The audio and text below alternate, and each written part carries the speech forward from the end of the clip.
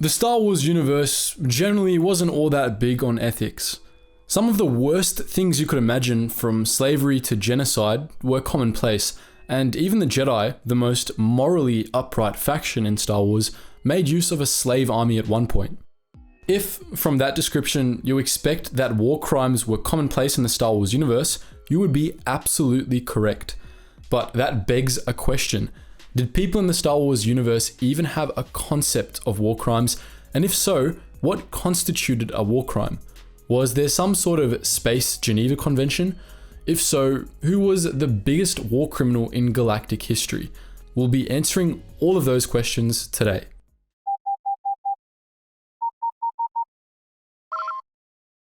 Attention, Sergeant on deck! Firstly, yes, there were such things as war crimes in the Star Wars universe. Every galactic civilization had a concept of what was and wasn't unacceptable in war, with the notable exception of the Empire. While this tended to be subjective and not legally codified, we know for a fact that there were hard and fast rules that determined what war crimes were, though they varied from galactic government to galactic government. In particular, we know of one specific set of rules that governed warfare, the Yvan Code. Drawn up by the Yvan Convention, the Yvan Code was obviously intended to be analogous to the Geneva Conventions. We don't know much about it, as it was only mentioned by Obi-Wan Kenobi in an unfinished episode of The Clone Wars. In the scene in question, Obi-Wan informs the battle droids taking him to be executed that the Yvan Code dictates that prisoners have the right to be blindfolded before execution, as in the real-world Geneva Conventions. This wasn't just a bluff, since Dogma actually referenced this same right in the Umbara arc before Fives and Jesse's intended execution. It's a fair bet that the Yvan Code was pretty much just the Geneva Conventions in space. We don't know of any other rules that it dictated, but it probably included the usual condemnations of genocide, perfidy, attacking medics, and the like. If the Yvan Code was the Star Wars universe's equivalent to the Geneva Conventions, however, the scene that mentioned it came with some pretty disturbing implications. In the scene, Obi-Wan was bringing up the Yvan Code to stall for time, and while the battle droids were mulling over what rights he had, Anakin arrived and rescued him. Anakin then asked if Obi-Wan was bringing up the Yvan Code again, to which Obi-Wan responded that he was, and wondered aloud why no one seemed to have heard of the agreement. Anakin said it was because the Yvan Code was 1,000 years old, and implied that nobody cared enough to follow it anymore. That's dark, even for Star Wars. Judging by Anakin's remark that the Yvan Code was a millennium old, it was probably drafted at around the same time as the Ruusan Reformations. This was just after the New Sith Wars, at the beginning of the Republic Golden Age, in which case it does somewhat make sense that it had faded into obscurity. There weren't many wars during the Republic Golden Age, and all of the wars that did occur were small scale. We should note, however, that if the Yvan Code was analogous to the Geneva Conventions, it faded into obscurity rather quickly. The Mandalorian excision of 738 BBY, which took place around 250 years after the Yvan Code was agreed upon, was borderline genocidal after all. There's no way that turning whole swaths of Mandalore to dust didn't involve targeting civilians, meaning there were definitely war crimes in that conflict. But as far as we know, nobody was ever prosecuted for them, since the Republic itself was responsible. The Yvan Code wasn't the only agreement regulating conduct in war, mind you. The Galactic Republic and the New Republic after it had many laws concerning crimes and the like. When the Galactic Republic was formed in 25,053 BBY, one of the most radical sections of its constitution was titled the Rights of Sentience, which essentially codified what we would call human rights. The outlawing of slavery, genocide, and similar crimes were included in the rights, and some of the things banned under the section of the Constitution were likely what we would consider war crimes. Additionally, the Republic was known to charge particularly evil individuals with crimes against civilization, the Star Wars equivalent of crimes against humanity. Serious war criminals would receive this charge and would be tried by the Galactic Senate, with the Supreme Chancellor acting as the judge.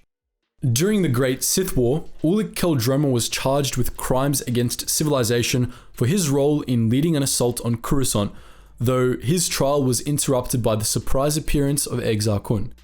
This concept was still a thing by the time of the Clone Wars, as Kar Vastor was charged with crimes against civilization for his participation in war crimes on Harun Kal. Depa Billaba would have received similar charges had she not been in a coma. All told, it seems like there were comprehensive rules of war in the Star Wars universe, and it seems they were pretty similar to ours. But of course, just because there were rules doesn't mean they were followed. Disturbingly, civilizations in the Star Wars universe seem to have been much more lenient about war crimes than ours are.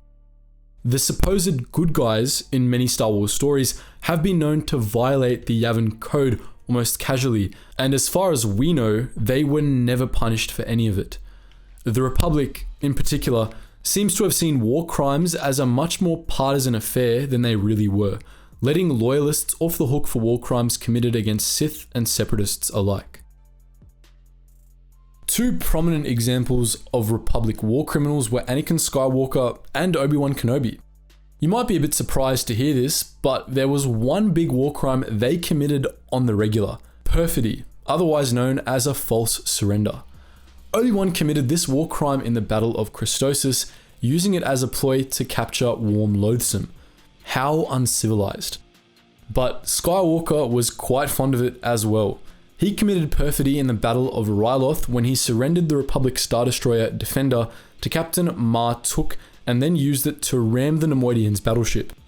He also committed perfidy in the Battle of Yabana, by which point he had done it so often that the super tactical droid in charge of Yabana's droid garrison saw it coming and nearly escaped Skywalker's trap. Mirror, mirror on the wall, who's the biggest war criminal of all? Well, there are quite a few candidates, from infamous Sith conquerors to Imperial officers to commanders on both sides of the Clone Wars.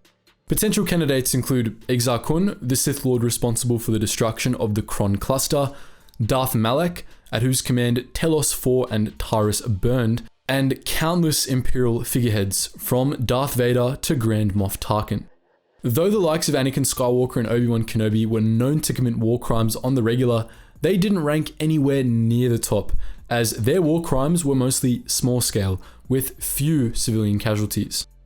Without a doubt, we can confidently say that the biggest war criminal in the known history of the Star Wars galaxy was General Grievous. Nobody even comes close to matching the droid general's insane track record of atrocities. This was, of course, by design. Darth Sidious's goal for Grievous in the Sith Grand Plan was for him to be a monster so terrible the galaxy would willingly accept the Empire for fear of him. Of course, that's no excuse for all the war crimes Grievous committed. Firstly, let's think back to the Malevolence campaign.